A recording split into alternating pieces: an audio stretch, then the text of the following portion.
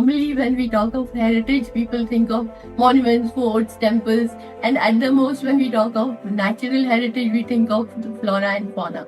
If we think of natural heritage, we have to consider the geomorphosites. Fortunately, this particular aspect is neglected for a long time. India is a very huge country which is having the snow-cladded peaks, the mountains like Sahyadri, we have estuaries, we have everything in our country. And all these, they are included in the geomorphosites of India. Sundarbans, they are very different from all the geomorphosites from India. It goes 20 to 50,000 years before. We get many types of fossils in the area just at the base of the Himalayas. Astonishing for our viewers and listeners to know that the Himalayas actually frozen sea, so to say. Chitrakoot waterfall is a very wonderful sight to see. We can call it Niagara of the East. The anti-gravity phenomena in the Ladakh region, there is a place called Nimu, N-I-M-U, Nimu, on the road which connects Srinagar and Leh. There is a part well marked. Within that patch, if you take your four-wheeler over there, put it on in the neutral, then it starts ascending. We can already see what damages are taking place in the geological heritage of the world. Yes. This must be protected.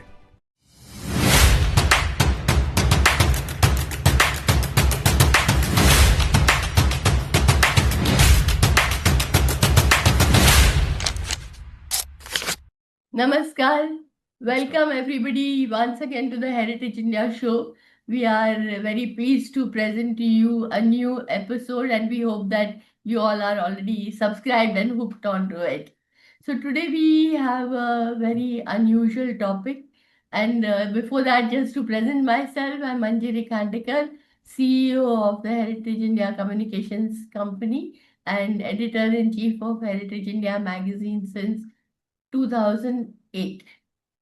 We have esteemed scholar Professor P.K. Ghanekar with us today, and it's our great pleasure and honor. Welcome, sir. Ghanekar, sir. Thank you. And now it is my honor to introduce you. So, Professor Ghanekar is a renowned botanist, environmentalist, mountaineer, and author. He has served as the head of the Department of Botany at Abasaheb Garware College, Pune for nearly 38 years, inspiring generations of students through field-based learning.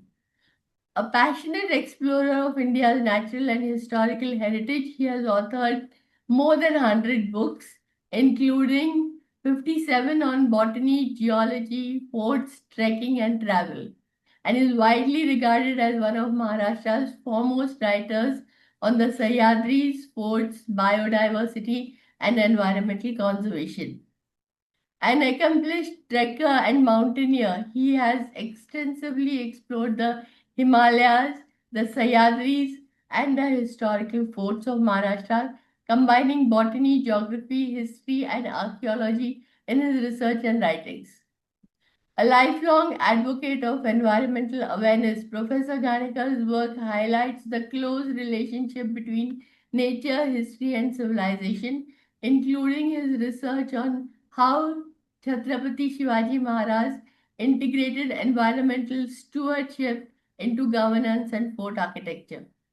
His contributions to environmental education, heritage conservation, trekking, and nature writing have earned him numerous recognitions, including the prestigious Kirloskar Vasundhara Sanman, and especially pertinent to today's topic is his award for a film on the geological wonders of the Deccan.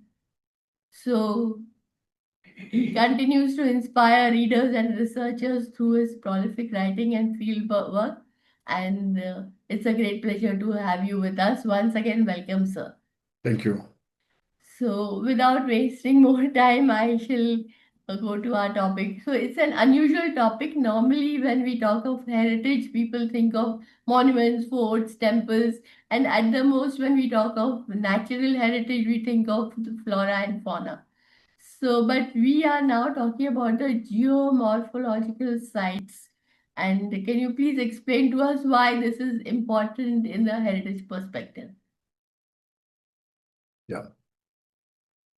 So, if we think of natural heritage, we have to consider the geomorphosites, which have some kind of relation with geography, geology, and lot many things.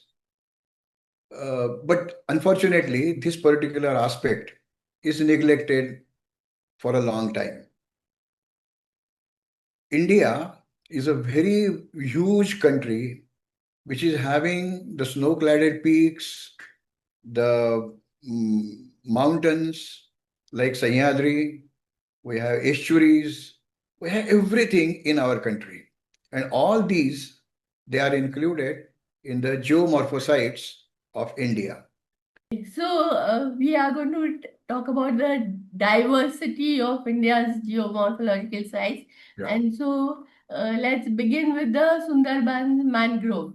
yeah, It's the UNESCO World Heritage Site. So, can you talk about it, please? yeah. Actually, when somebody talks about Sundarban mangrove wetlands, we feel that, okay, this is not a geomorphosite. It is a natural heritage of the vast forest area and some estuarine part. But that is not the case.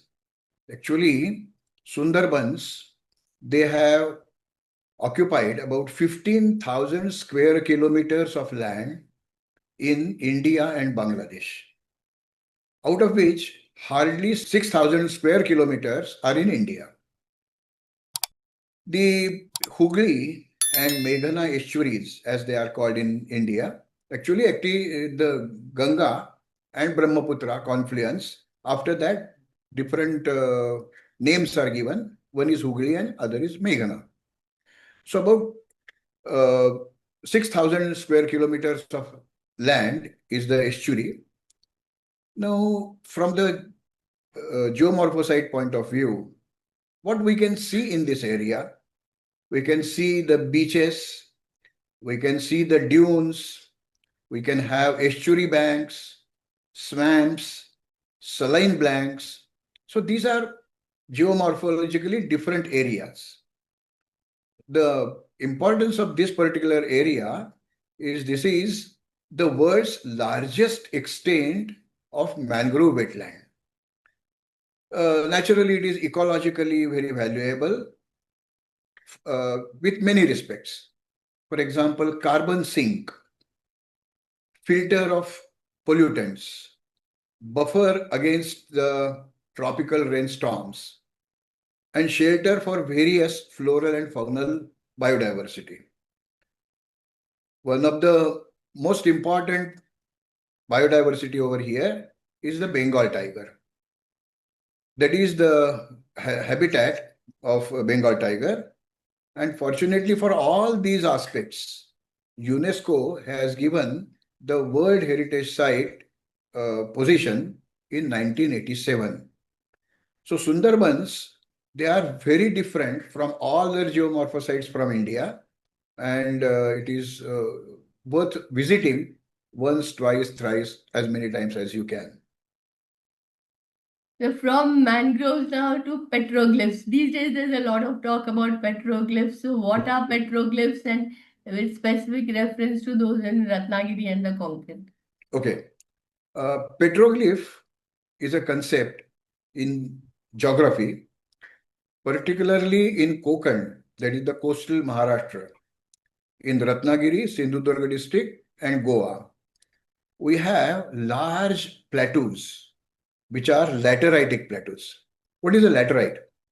Actually, because of tremendous precipitation, the basaltic plateau converts into lateritic plateau. In vernaculars, we call it Zamba Dagad. That is comparatively softer and it is porous. But in Ratnagiri and Sindhudurga district,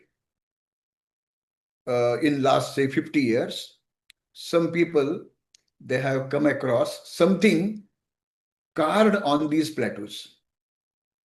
They were neglected for a long time. But with last 5 or 10 years, the research was undertaken, and we have come across lot many figures carved on these plateaus. The if we want to date back that particular event, it goes 20 to 50,000 years before. That is, we can say the Neolithic times. The Stone Age artists have carved lot many figures over there. They include various animals like elephants, rhinoceros, different types of fishes, birds, and lot many things. The worth mentioning thing is not a single flower or fruit or tree is carved in it. Some geographical patterns are there, and these are abstract, we can say. The worth mentioning petroglyph is one in the Devache Gothane is a village over there near Rajapur in Ratnagiri district. There is a plateau which is very huge, but with these petroglyphs, one of them is very unique in all respects. There is a rectangle carved on the plateau, which is about say 5 meters by 3 meters. And inside that rectangle, a human figure is carved. Apparently, it is a normal thing. But the worth mentioning thing is, this is the only petroglyph in the world which is having the magnetic properties. So if you take the magnetic needle and put it on the human figure which is carved in that rectangle, there is a deflection, and some different direction is shown by that needle. When you move that particular magnetic needle from the human figure to the boundary of that rectangle, then it deflects. But if you take out that magnetic needle just outside that rectangle carved, it is in normal condition. Now that this particular petroglyph was carved, say 20,000 to 50,000 years before. That time, nobody knew what is magnetism or nothing. It is an enigma that how that particular human being must have understood that this is the field which is having the magnetic property, and I have to carve a figure over there. Just outside, say 2-3 centimeters even, there is no magnetic deflection in the needle.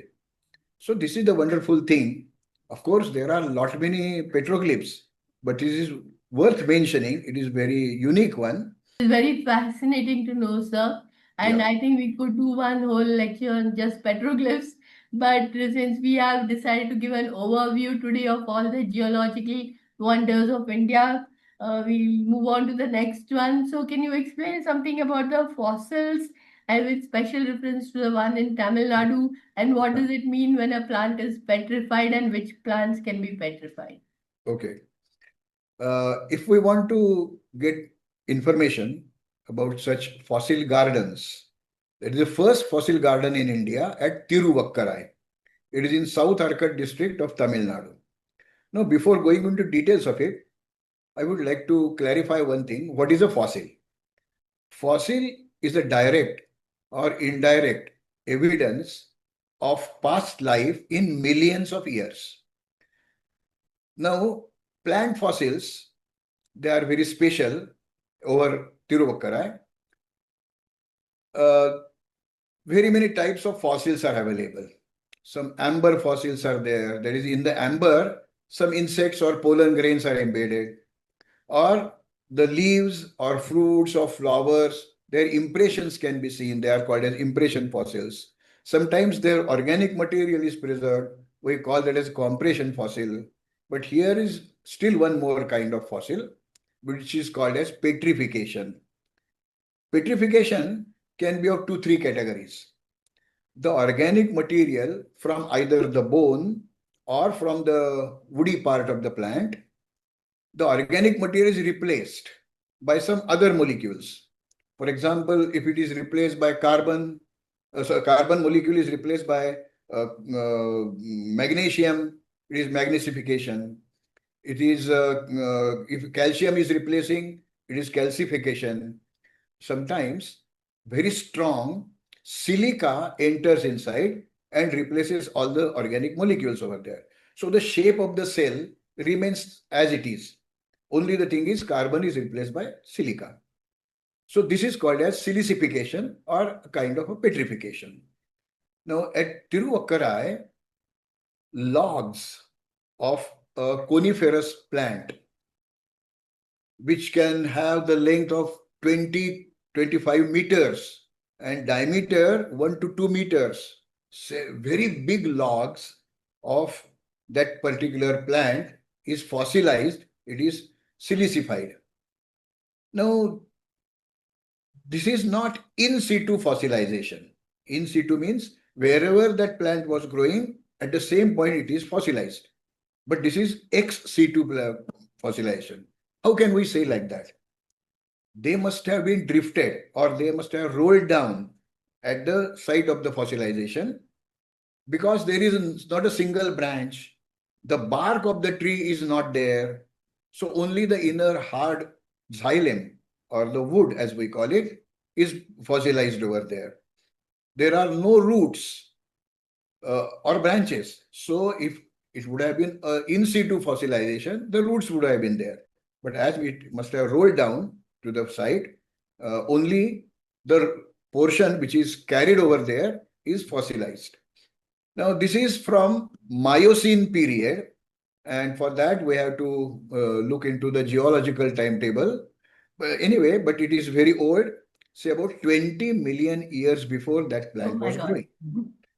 The thing is, this wood is identified as Mesembryoxylon schmedianum, a small name for the Oh big my tree. God. Now, this particular plant is a conifer. Now, conifers, they grow in very colder regions of the world. Now, this is Tamil Nadu. It is not a colder region. It is not at a height, just near the sea coast. So, how this particular conifer have grown over that? That conifer belongs to Podocarpaceae family of the gymnosperms. Gymnosperms means the plants which bear the seeds but no flowers. They are called a gymnosperm.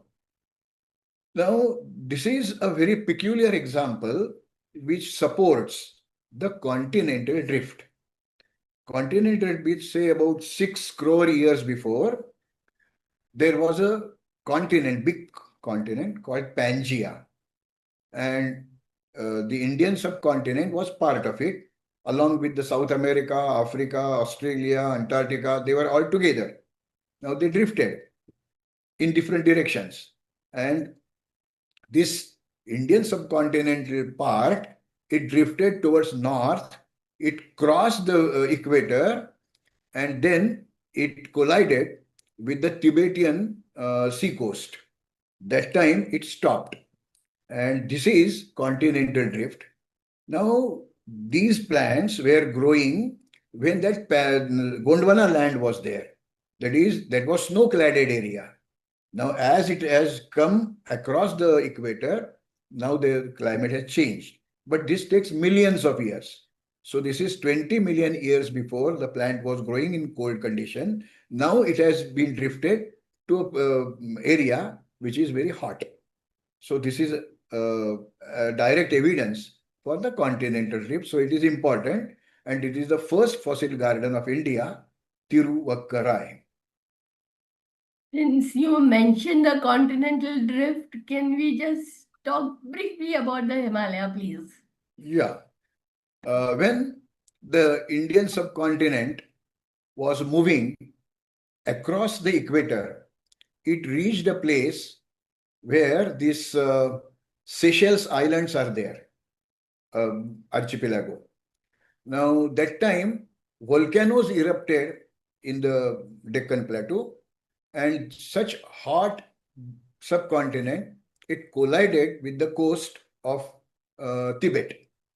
Now, the sea which was there, we have named it as Tethys Sea.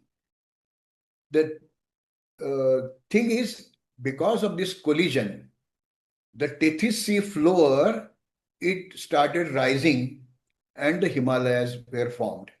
So Himalayas is a generation of the collision of Indian subcontinental plate and the Eurasian plate, which we call as Tibet. Therefore, we get many types of fossils in the area just at the base of the Himalayas, Tarai as we call it, or even in the Himalayan range, we get different fossils. And they are the remnants of that past life of the Tethys Sea, the seashells in fossilized state we can get. We can get ammonites and lot many things. They are not common in this area, that is Tiruvakkara area, because the fossilization was not there that time.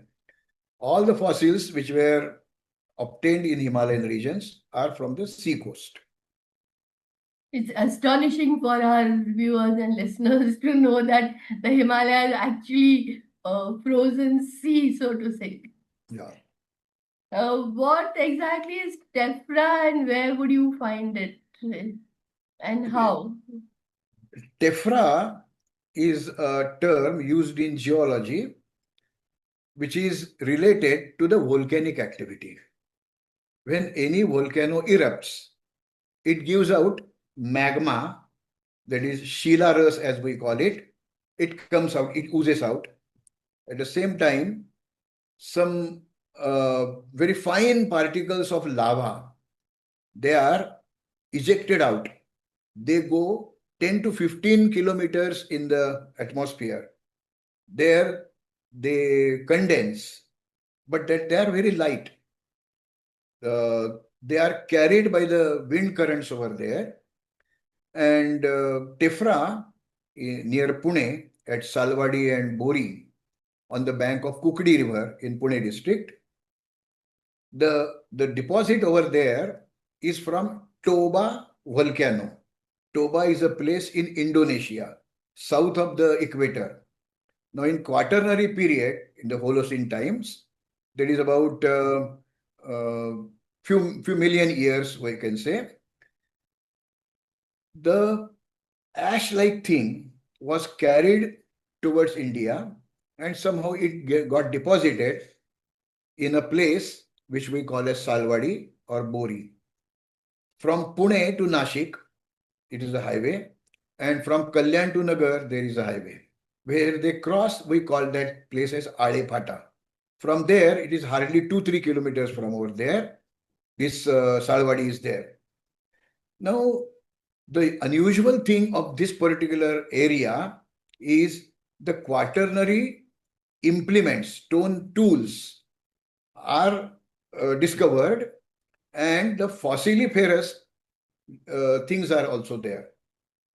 A well-preserved elephant trunk is fossilized over there, and Acheulean stone tools, they are also observed over there. Below the layer of tephra, a layer of about a meter in height is deposited along the banks of Kukdi River, and because of the water current, the bank is cut and this tephra is exposed. I'm using the term tephra and not the volcanic ash, because ash means some oxidation must have occurred. Here is no oxidation, it is only condensation of the lava. So this is a unusual term which we don't use in everyday times. The tephra is a name for that. It looks like ash. It is very light. It is porous. Have no use because it is not.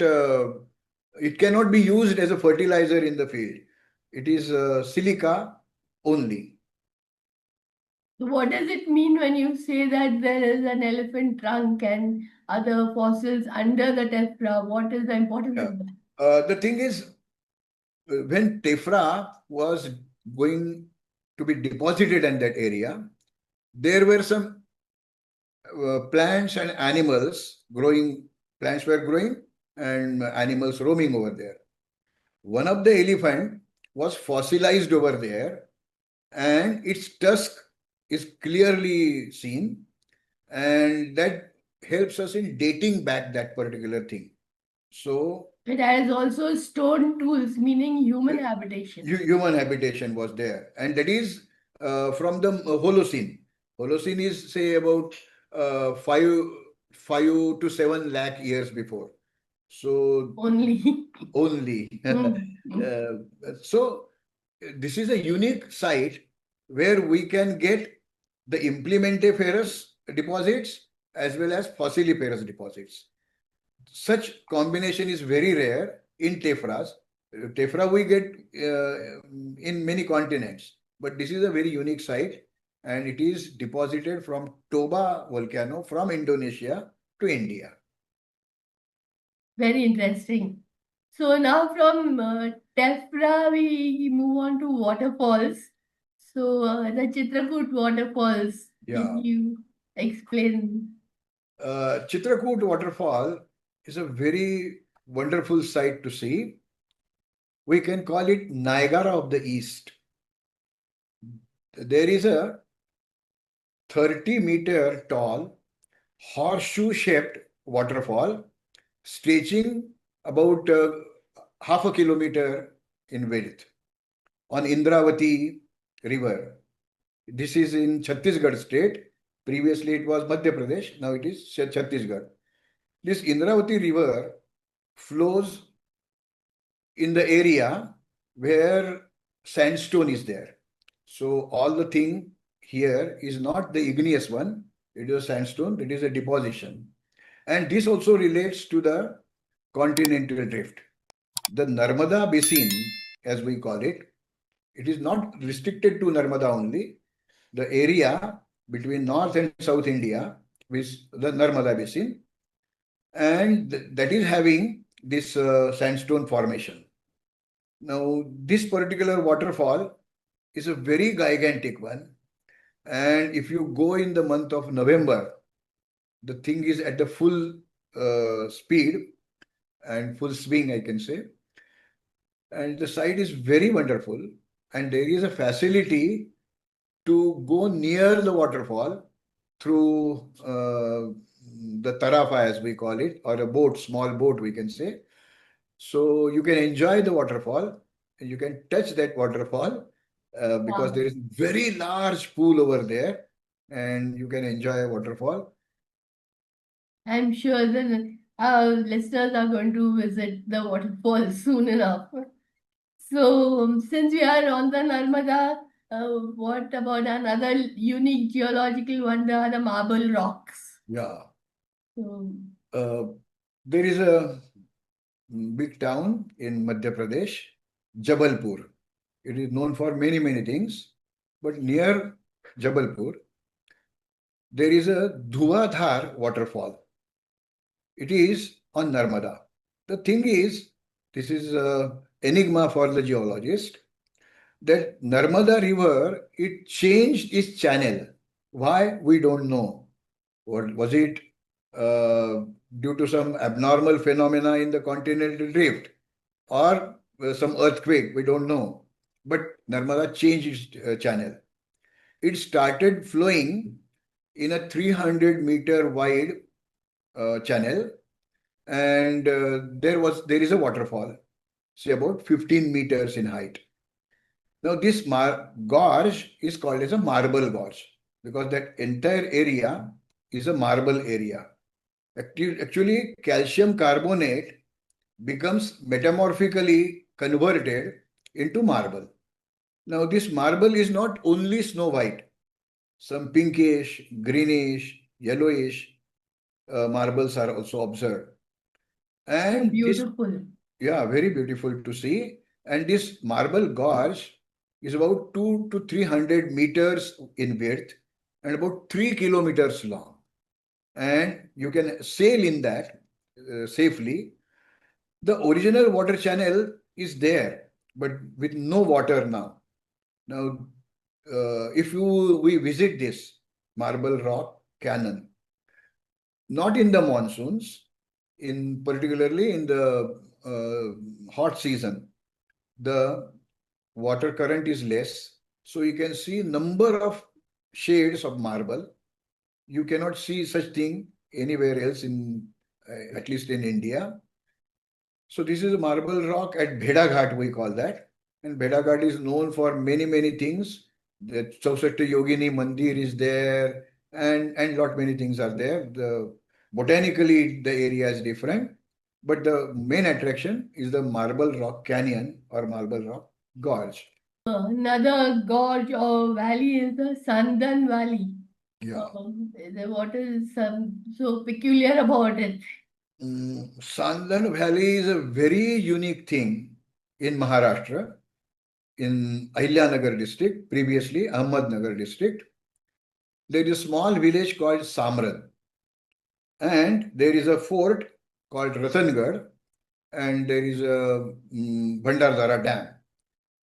Now, what happens is when the volcanic eruptions were there, it was not a single one. Many times volcano erupted, many land masses were formed. Now, this condensed lava that formed the igneous volcanic province of Deccan. Sometimes that newly formed land gets a crack and another uh, volcano erupts or some lava comes out of it, which is having totally different characters, physical, chemical, all activities are different in that particular lava.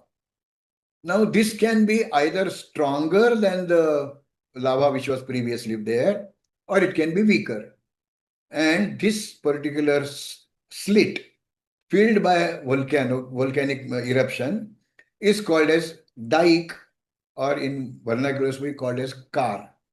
If it is a hard one, the area uh, over there gets eroded in thousands, millions of years, and this stronger car, stronger dike remains over there, while the adjoining area that gets eroded. Here the thing is exactly different. The car or the dike, which was filled by another kind of lava, is very soft. Very soft means comparatively very soft. And the flash flood erosion that started abrasing action and the erosion induced dike resulted into this slot canyon in the Deccan Tract. Now, the length of this particular dike is more than 1.5 kilometers. The width is 2 to 30 meters and the depth is about 100 meters. So it is a very narrow passage in the very huge basaltic formations, and torrential rains or flood flash floods we can say that erodes it every year. So it is very dangerous to visit that in the rainy season. If you want to visit it and see everything, then you have to prefer the hot season. That time there is no water inside, and you can see the escarpments of the lava flows.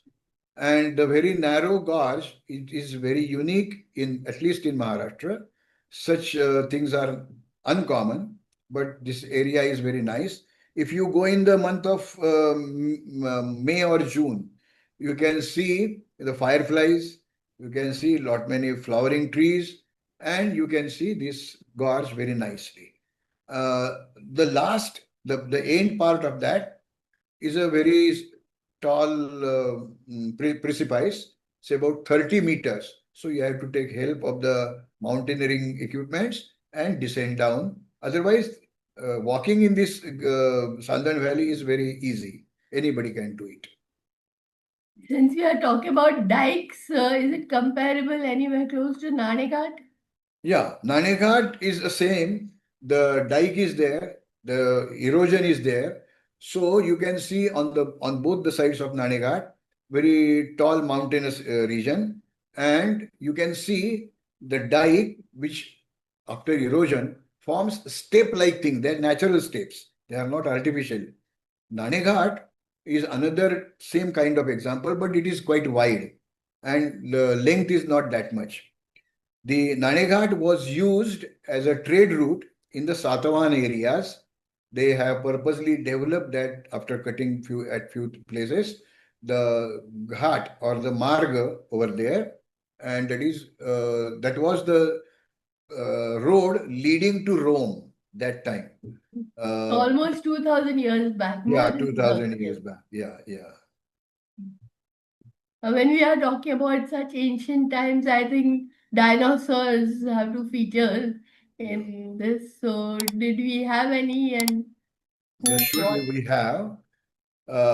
Though the Indian subcontinent is having a very large volcanic province, there is also area where sedimentary deposits are there, particularly in Gujarat.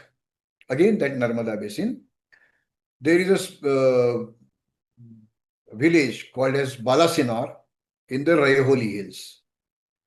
Now, people were extracting calcium carbonate, chunkhadi as we call it, from that area. They were not aware that something is hidden inside. But when geologists and paleontologists visited that area, they came across some unusual thing. They studied it and they happened to be the bones of a dinosaur. So, lot many investigations were done. They got a tremendous diversity of the fossils belonging to the dinosaur. Till that time, the exact dinosaur was not known. It was new to science. You can see in that limestone area the dinosaur bones, dinosaur coprolites, that is, their excreta is fossilized.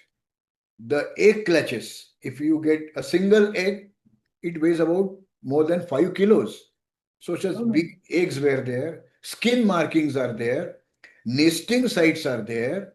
So they were fossilized, and they are different types of fossils. You had to have expertise in that particular paleontology. And during 1980s, and then again in 1997, some paleontologists explored that area of the Raiholi Hills around Balasinor, and they came across the entire dinosaur with the bones over there.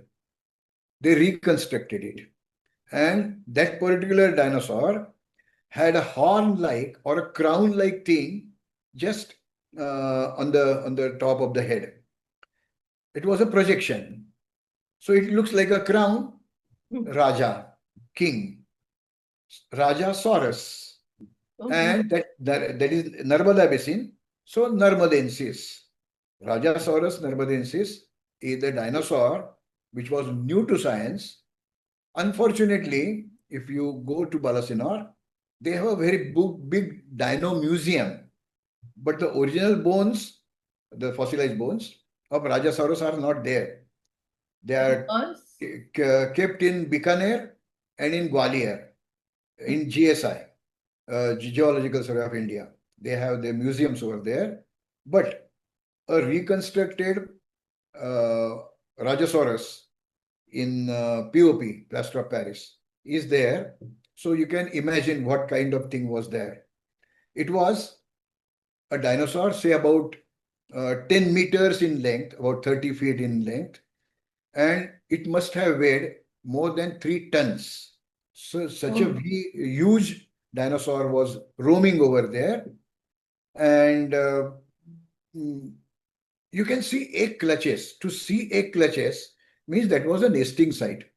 So the area must be with plenty of water over there, because that happened to be a dinosaur which used to eat other animals. It was a carnivore. If you study it, you can see that the dentation, it leads to the thing that it is a carnivorous dinosaur, not a herbivorous dinosaur. but that is the fully explained dinosaur from India. Okay. You have talked about honeycomb weathering before. Yeah. So, what exactly is that? Uh, in Maharashtra, particularly in Raigad and Ratnagiri district, we can see the shore platforms. They are about 2 to 60 meters in width, and they are remarkably flat, smooth, and free of sediments. So you can see the bare rock over there.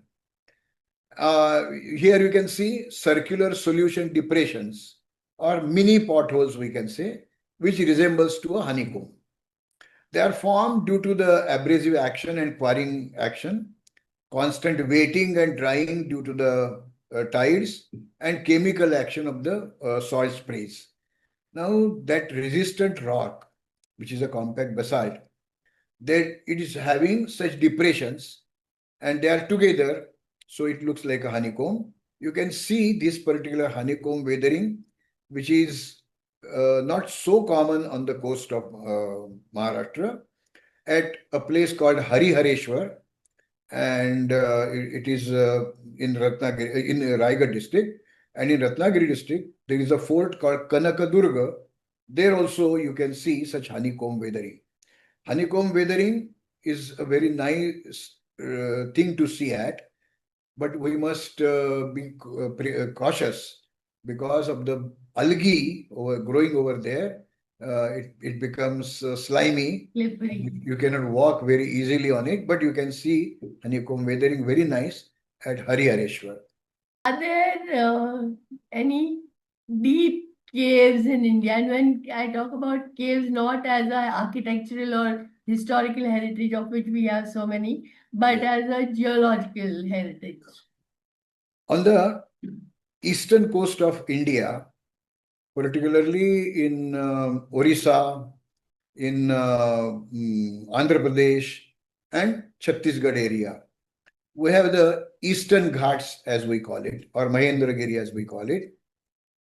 Near Vishakhapatnam in Andhra Pradesh, there is a very big, very spacious speleotheme called as Bora Guhalu. Bora is an Odian word and Guhalu is a Telugu word. That is a very big cave. Big means it is, if you want to enter that, you have to descend down 80 meters with a ladder over there. Then you can enter the cave. It is about 8 to 900 meters long, say about a kilometer, we can say. And the width of that cave is about 35 meters, and the depth of that cave is about 40 meters. Now, that all area is rich in calcium carbonate. So, water trickles down, and this is trickling for thousands of years and millions of years. So, this ceiling of this cave is with stalactites. That is, the calcium carbonate sticks growing downwards from the roof. They are called as stalactites. Now, there are stalagmites also. That is, the calcium carbonate deposits, they start growing upwards from the floor. When they try to meet each other, they form the pillars or columns. Sometimes drip curtains are formed. All these things can be seen in this. Now, in this same area, in the cave, some Paleolithic implements, Stone Age implements, were also found. Now, the government has taken care to have the safe passage inside. They have barricades at some places, and it is well illuminated. The peculiarity of Bora caves is it is having, in addition to calcium carbonate, some other minerals dissolved in it. So sometimes the stalactites look bluish, greenish, yellowish, orange, and this is illuminated so you can very clearly see it. Because you cannot carry a torch because you are not knowing what is to be seen. So they have illuminated the cave, and they have very well marked footpaths, so you cannot miss inside because there are sub-tunnels over there. You should not enter it. They have formed a well guided footpath, and you can see all these things. It is a very majestic thing to look at and to roam in that particular area. Wow. Now, since we are in Maharashtra, we must talk about the Sahyadri, which are a UNESCO World Heritage Site. But that itself would encompass a lot many lectures. But can we just touch upon the escarpments of the Sahyadri today? Uh, Particularly, a well-known hill station in Maharashtra is Mahabaleshwar. Now, in Mahabaleshwar, there are many points. One is Arthur's Seat or Muddy Mahal, previously named. At Arthur's Seat, if you stand on that point, you can see the valley carved by Savitri River.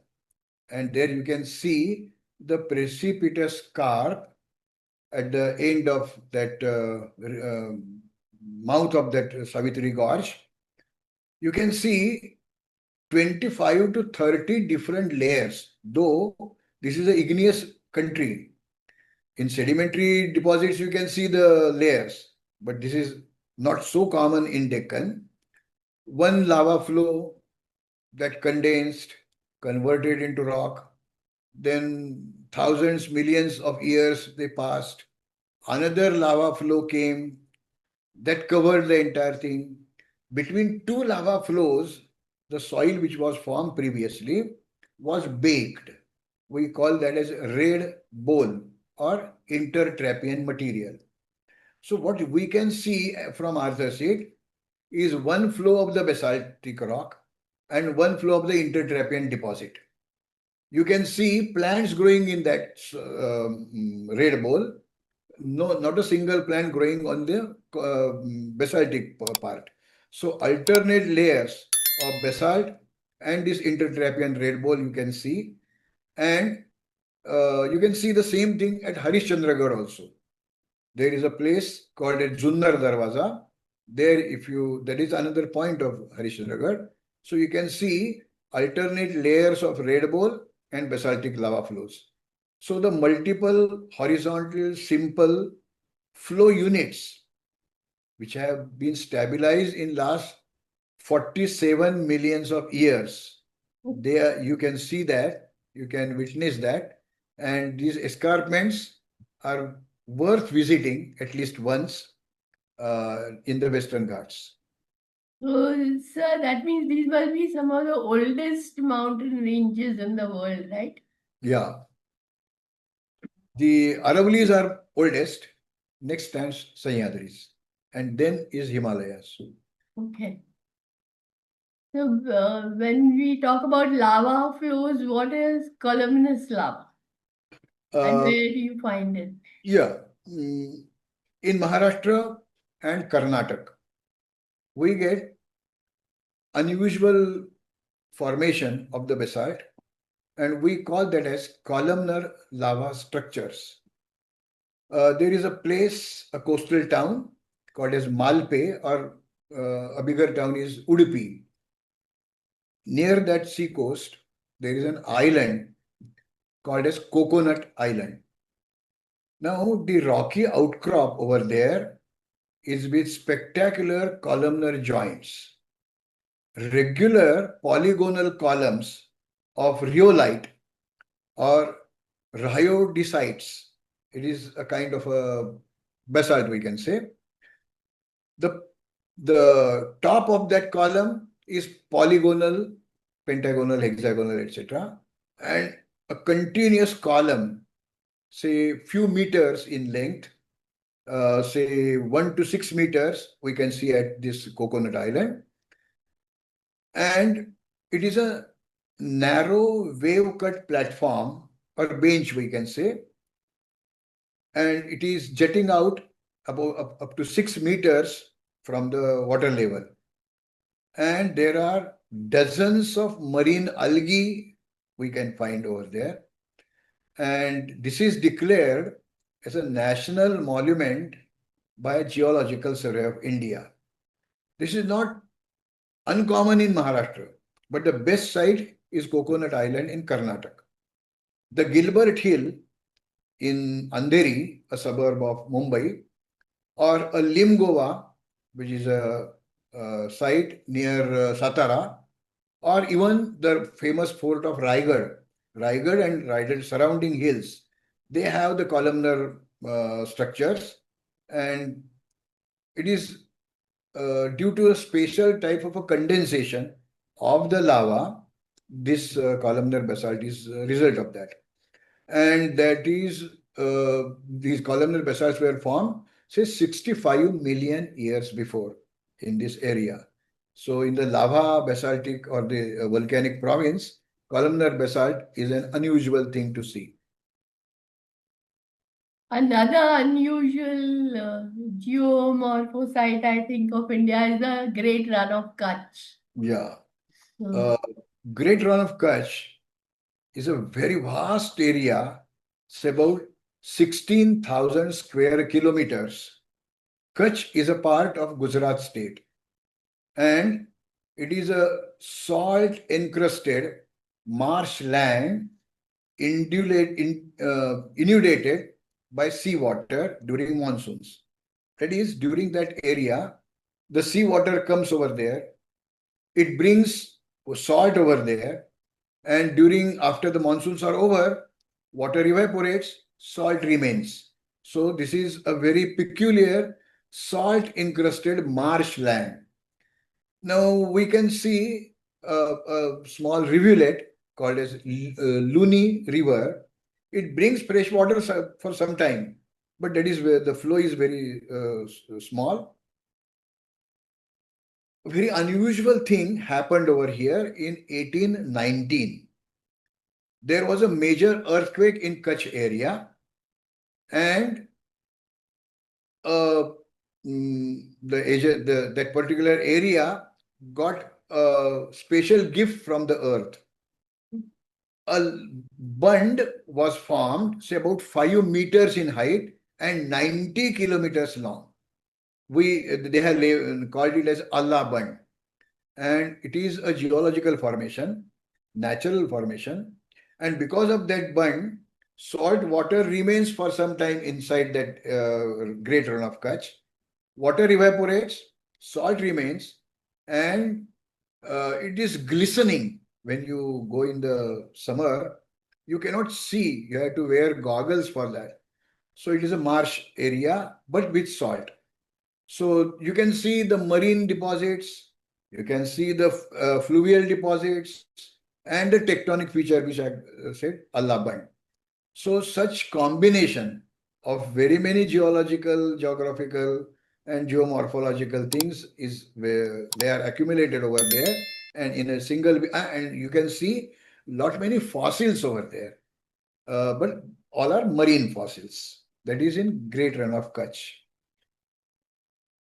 from the Great Run, we move on to Ladakh now, the cold desert.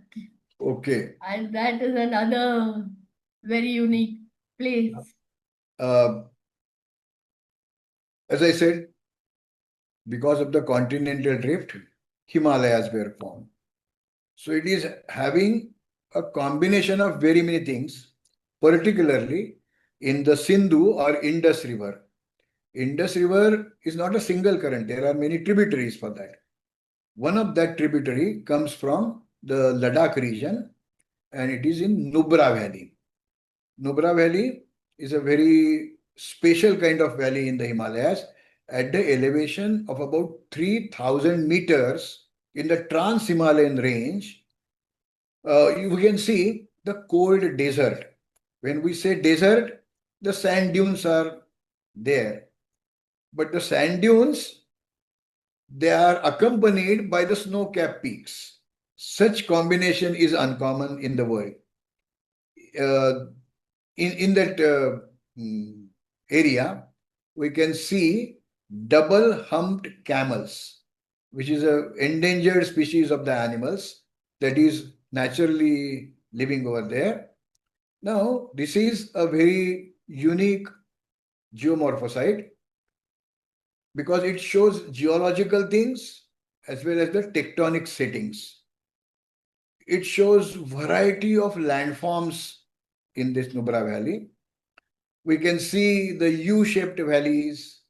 We can see the moraines, alluvial terraces, sand dunes, sand sheets, and paleo lakes. Such a gathering of these geological phenomena, they are concentrated in a small valley. It is at the elevation of 3000 meters, so it is cold.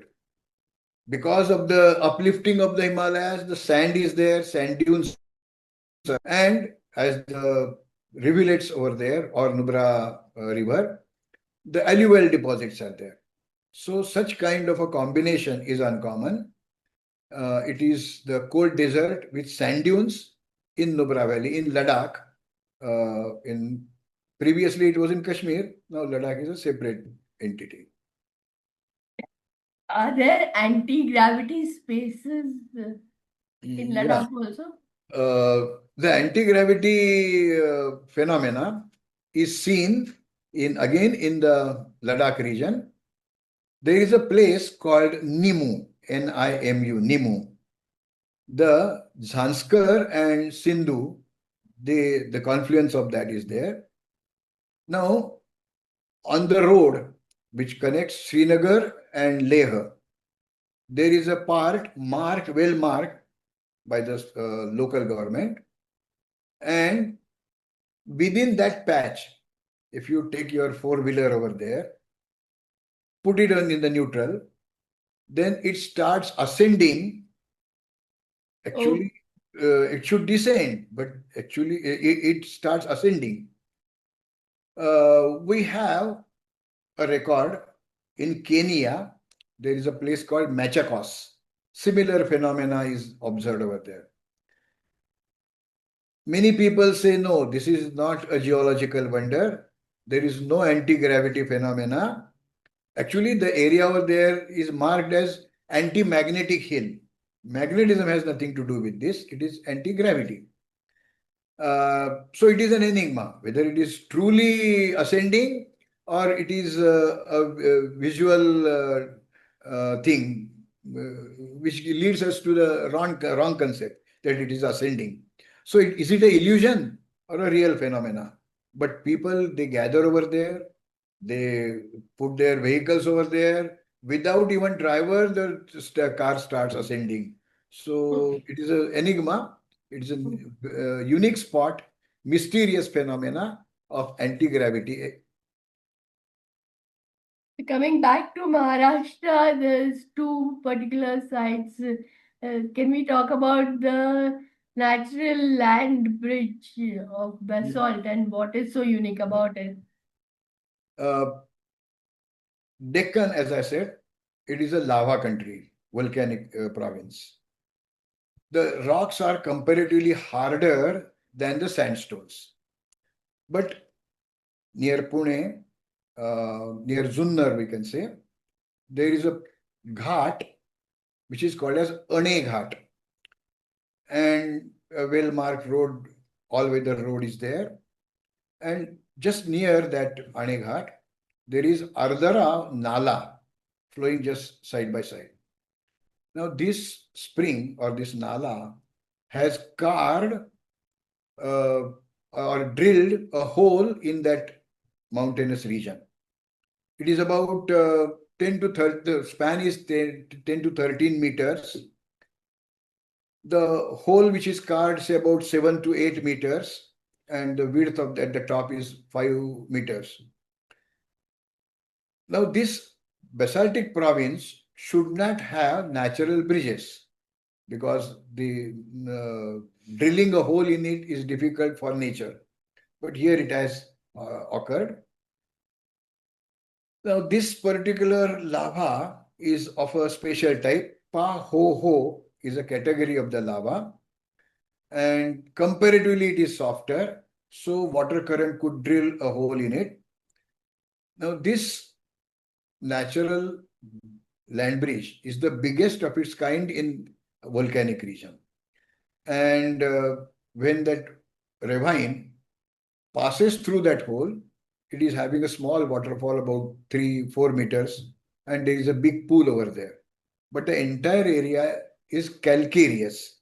So this water is whitish in color. During monsoon, it is, of course, muddy, but otherwise it is whitish. So in the ravine or the Ardhara Nala has carved a natural land bridge in the volcanic region or the basalt near Gulantsawadi is a small place nearby. This is the largest natural bridge in basalt rock in In the India world, or in Asia? in the world, In the world. we Okay. can see arches in sandstones. They are quite common.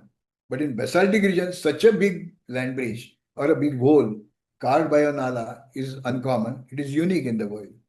Wow.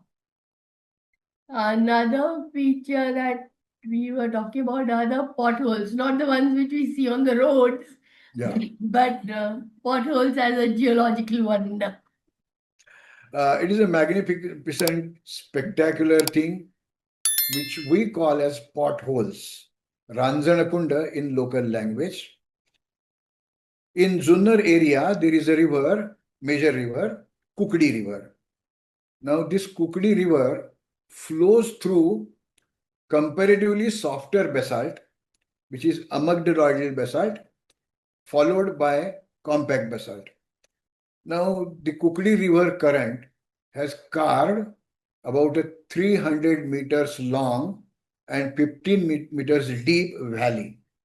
Now, what happens is, or what happened there was the stones were carried with the current. Because of the whirling action, the stones, they have carved a small of a hole in the rock. Day by day, the whirling action has carved a pothole like structure, and these are the biggest potholes in the Deccan province. Say about various sizes, 2 to 5 meters length and breadth and height. They are being carved, and the various stages of carving of these by the stone tools, the small pebbles which are incorporated in the potholes, they can be seen. So the potholes, how they are carved, can be very well understood over here. And this area is having some other geological features like pipe vesicles or silica veins or amygdaloidal basalt, compact basalt. This is an unusual thing in Maharashtra, at least, to have such potholes. Of course, smaller potholes can be seen at very many rivers, but these are the biggest pothole complex in the Deccan province. There are some in Madhya Pradesh also, I believe. Yeah, they are there, but in Maharashtra, these are the biggest. Okay. Something very unusual, plant fossil hunters paradise. Okay. The name itself is quite Yeah. intriguing. Yeah. In Madhya Pradesh, there is a district, Chindwada. In Chindwada is a plant fossil hunter's paradise. There is a small village called as Mohogaon Kalan. It is a very rich and diversified plant fossil locality. Because of the different geological formations, which were experienced millions of years before, some marine fossils, some mangrove fossils, some coastal fossils, some freshwater fossils, some terrestrial plant fossils are observed over there. I had been there 3-4 times. I was able to collect the palm fossils. The palm leaf impressions are there. Palm stems, they are fossilized, or some other angiosperms, flowering plants. One of them is a plant belonging to Literacy and a well-preserved fossil flower. Flower is a very soft part of the plant, but that is even fossilized over in a chert, and that is uh, a plant fossil named as Sahani Pushpam. Sahani is a forefather, is a father of Indian paleobotany. To honor him, this plant fossil is named as Sahani Pushpam. Now, the plant must be belonging to Lythraceae family, and abundance of plant fossil, variety of plant fossils, particularly from the palms. The bark of the coconut, like palms, the inner part of it, the fruits of it, the leaves of it, such a variety in a small area is uncommon. And because of the receding Tethys Sea, say 45 million years before, such a typical geographical formation was there. Naturally, the plants and animals growing over there, they have been fossilized over there. So it is a plant hunter's paradise. Unfortunately, there is not a specific locality. You go anywhere in that Mohagaon Kalan area, you get the fossils. Fantastic. Um, Something about chandeliers, not the ones which hang in our drawing rooms, Yeah, but naturally. yeah. The thing is, Nagar district is rich in calcium carbonate. So, when water is flowing over there, some calcium carbonate dissolves in it.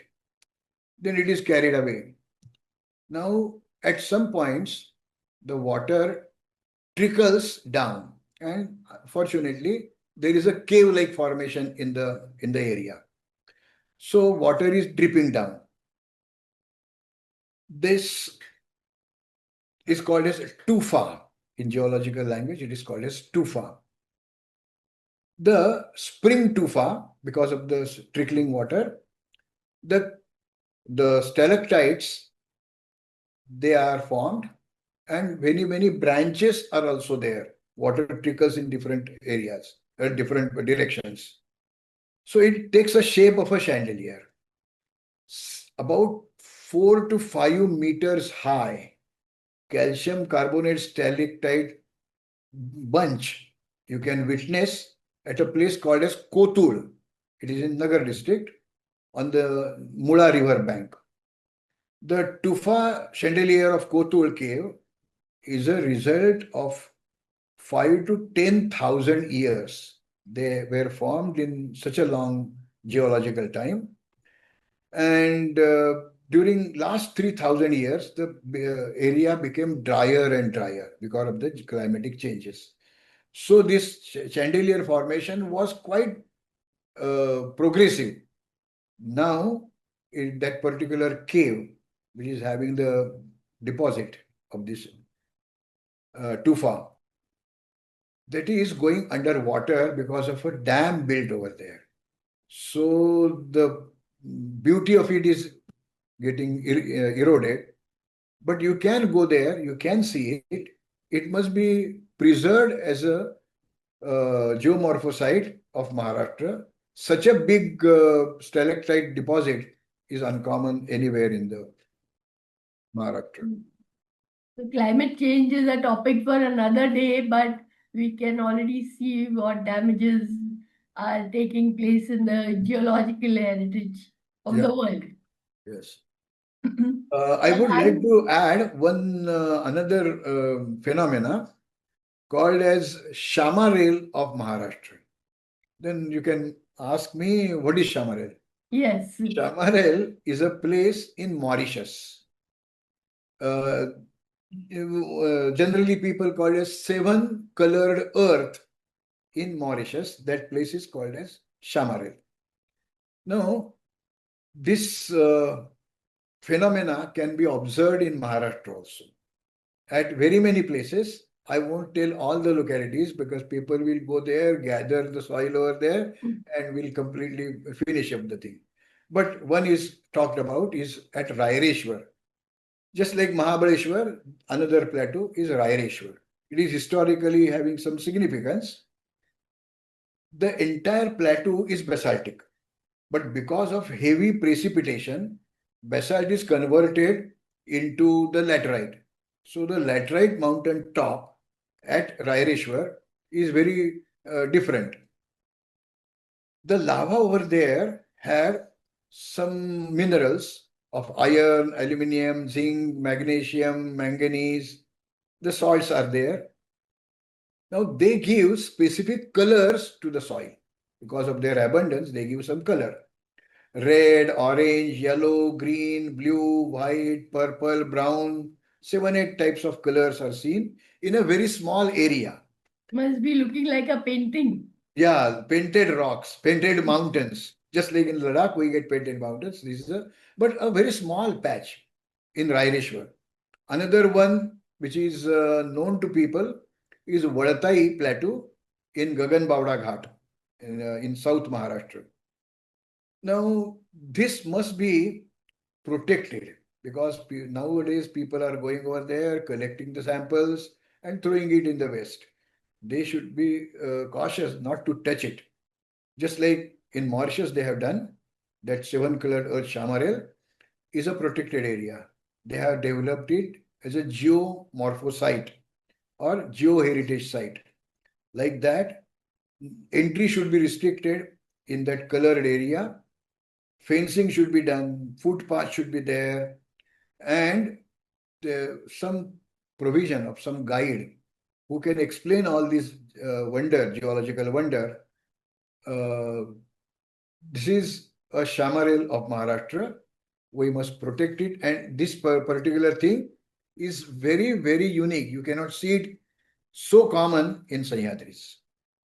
You mentioned some speleothemes of, Yeah, in Kailash yeah, and Kutumsar. That is in Bastar of the okay. Chhattisgarh area. There is a national park, Kanger Valley National Park. The laminated jointed limestone belt is the geological description of that. The Kailash Gumpha or Kutumsar Gumpha also, it is developed within the laminated joint limestone about 200 meters long and 30 to 50 meters wide. The chemical dissolution of calcium carbonate, that is limestone, it results in a drip stone. The stalactites, stalagmites, columns, or even the wall-like structures, partition wall-like structures. Now, this is a very impressive speleotheme, and it is a Mesolithic because the Mesolithic implements they have been found in that area. And another unusual thing in this area is that particular cave is having some fresh water puddles or small deposits of water. There you can see blind fishes. For quite a long time, these fishes were in that cave. They were not receiving any light, so their eyes have gone and they are blind fishes, but they have survived. And it is a new species for science to have the blind fishes. It is not a geomorphological thing, but a natural wonder. But through generations, the fish continue to be blind. Yeah, they have lost the ability to develop the eyes. Okay. In the pools, they are there living for thousands of years, hundreds of generations. Yeah. Why are the Yana rocks famous? Yana rock is a peculiar formation of the calcium carbonate mount, I can say. It is a mount, not a complete range. It's about 90 to 100 meters tall, grooved peaks in limestone. The things are so sharp that it is just like a penknife. But this is a wonder in the volcanic province, how such a big mount, 100 meters tall, of calcium carbonate limestone is formed. And because of the heavy precipitation, the uh, limestone dissolves and a penknife ridge is formed all along the sides of this Yana rocks. There is a peak called Mohini Peak, and the thing is very wonderful. The entire area is a forest, and that is green. And this abruptly tall mound of calcium carbonate is the Yana Towers. They are such limestone is not common in along the west coast, but in Karnataka, at this Yana is a name of a place. Yana rocks, they are quite known. Do we have any active volcanoes in India? Yeah, only one. Because even if this volcanic province is there, there is not a single volcano. But in the Andaman Nicobar archipelago, in the middle central Andaman island, say about 30 kilometers from the main island, this small island called as a barren island because nobody lives over there. It is a barren thing. Now, that is the only active volcanic thing in Indian continent, in Indian territory. This is active. Active means it is not constantly giving out the fumes and the lava. It erupts, say after 30, 40 years, only 10 years before it has erupted. And the base of the volcanic mountain is 2 kilometers deep in the sea. Only the top portion is seen, and that is the volcanic mouth of that volcano. The entry is prohibited because if it abruptly erupts, nobody can go there and save them. And because of the natural wealth over there, different animals, different birds, they are there. They remain safe. How we don't know, but they are there. So that plant life, animal life is there, and this volcano, live volcano, is there. Sorry. We are coming to almost the end of this session, and just a little bit about cavern sites. Yes. Uh, Near Pune, there is a place called Wagholi. Wagholi was a small village some years before. Now it has become a suburb of Pune. Pune Nagar Road, that Wagholi is there near Logao Airport. This Wagholi is known for its compact basalt, which is very good for building purposes. So lot many quarries were excavated over there for last 200-300 years. When a quarry is there, uh, you get some very beautiful bluish colored deposits. We call them as cavensite, calcium, vanadium, silicate crystals. Calcium Ca, vanadium Va, silicate Si. Calcium, vanadium, silicate crystals are there. The azure blue color of that cavensite is very, very attractive. Fortunately or unfortunately, cavensite is found in very, very rare places on earth. Wagholi is one of them. The crystals are very small, so they are more attractive.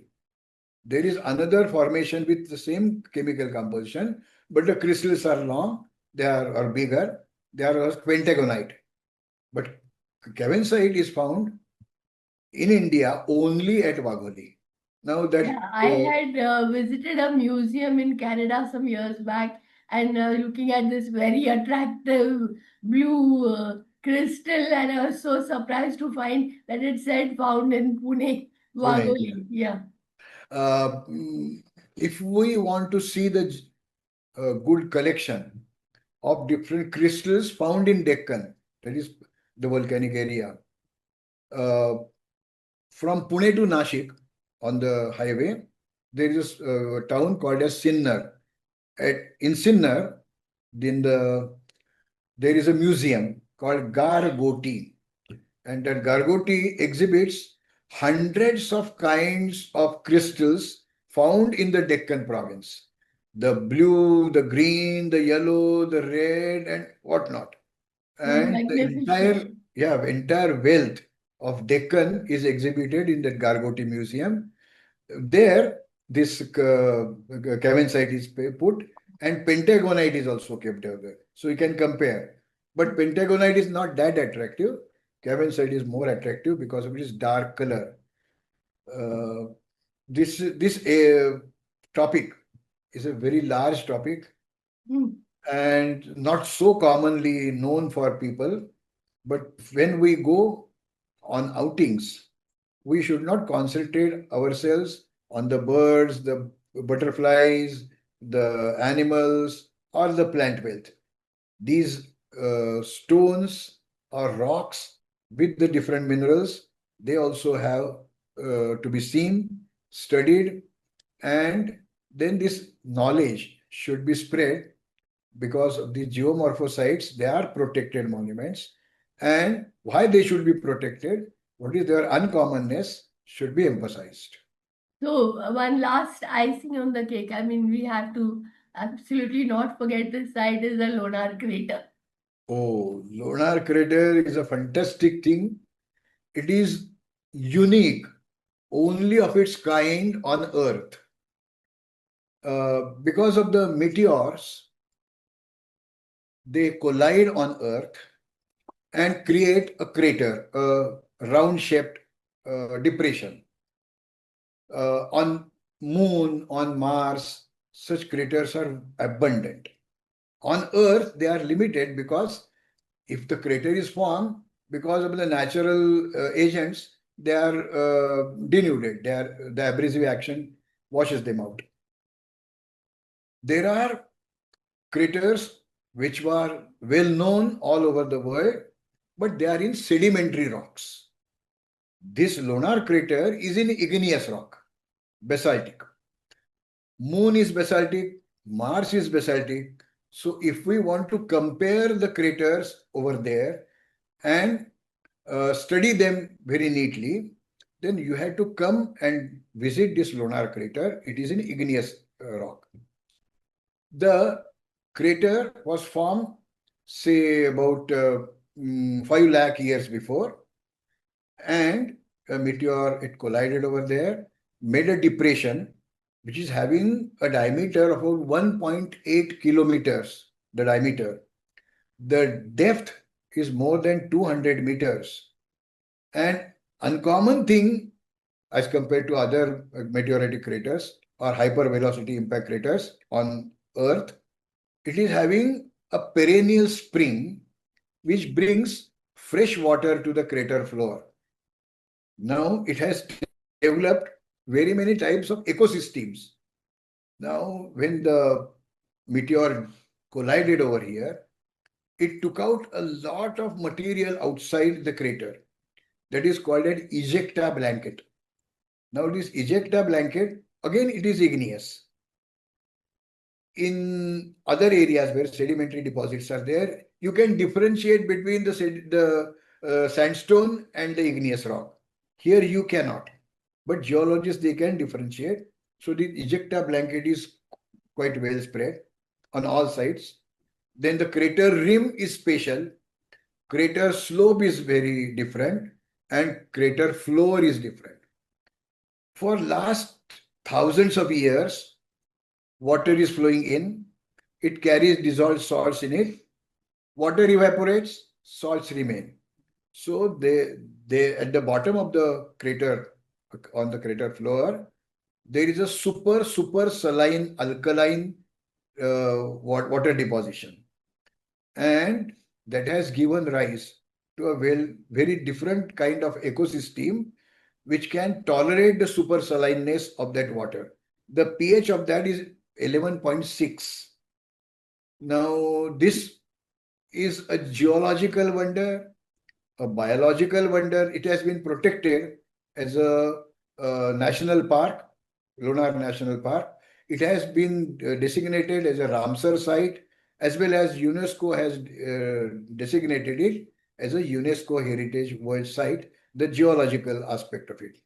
Here you can see the swamps, the super saline water. It is having special characters. In addition to that, that rock at some places is magnetic property.